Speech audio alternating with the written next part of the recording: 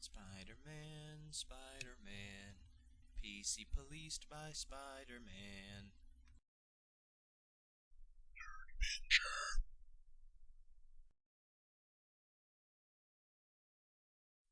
So this is some timely news here as we begin to discuss certain aspects of the Marvel Cinematic Multiverse and how they might be putting Spider-Man at the forefront of those connective movies to connect the MCU with all the previous Marvel franchises from non-Disney Marvel Studios.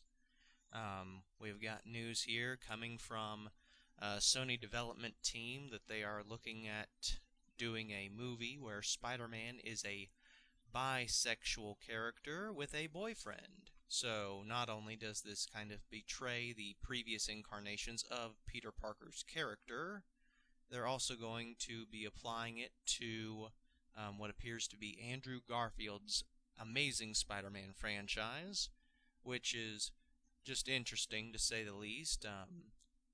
The fact that they would make a third Amazing Spider-Man movie is no major shock to me. The fact that they're going to put Andrew Garfield into it, though, is a bit interesting because there was a bit of a falling out between him and Sony's CEO after he did some disrespectful things towards the CEO, and with that being a Japanese company, that's just not something that would be easily reconciled without sincere apology, which I have not heard anything major about, but he was let go back in 2015 from the role of Spider-Man. Then that also led into the beginnings of Tom Holland's Spider-Man. But in nearly 60 years there, nothing like this has ever come about. It just follows the same politically correct culture that we live in.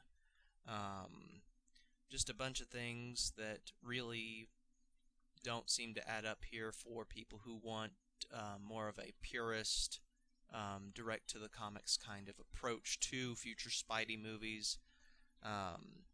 But I digress on that.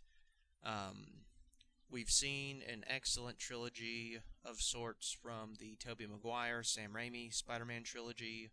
We've seen a couple of pretty good Marvel Cinematic Universe Spider-Man films, which have this home kind of theme to them, which hasn't made a whole lot of sense to me anyway. And personally, I don't consider them to be major Spider-Man films. They're more of films that feature Spider-Man, but it continues this Avengers narrative, whereas the Tobey Maguire ones were very focused upon Spider-Man and the characters surrounding Peter Parker.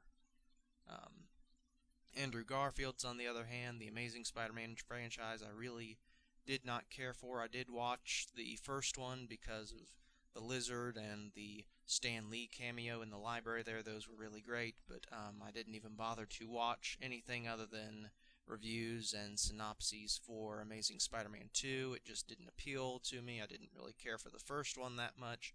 I felt that Garfield's portrayal, or the script's portrayal of Peter Parker in that franchise, was just as a major jerk. Spider-Man really wasn't that clever.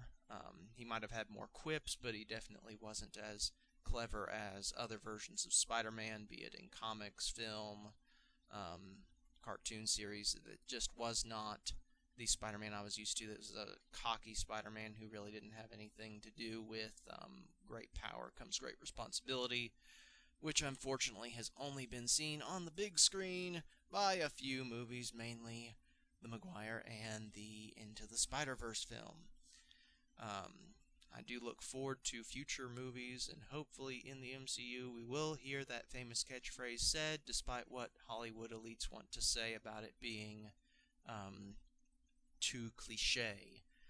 But, if they want to go ahead and do this, that's fine. I probably won't see Amazing Spider-Man 3, whether he's got a boyfriend or whether he's bringing Gwen back from the dead through some sort of occult practice. I really don't care, because I really don't like the franchise. However they decide to connect it, whatever. But I probably won't see it.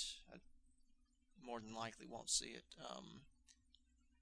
But there are some ways that I think that they could redeem this franchise without Andrew Garfield to go on and make an Amazing Spider-Man 3 with a different Spider-Man, maybe even introduce Miles Morales, maybe introduce the Scarlet Spider with Ben Reilly or some other story there that doesn't necessarily mean using the same terrible version of Peter Parker that they created in those first two movies. So we'll see about that. I do have some theories. I've got my own personal preference as to how I would do these movies if I was the one behind the keyboard writing these scripts.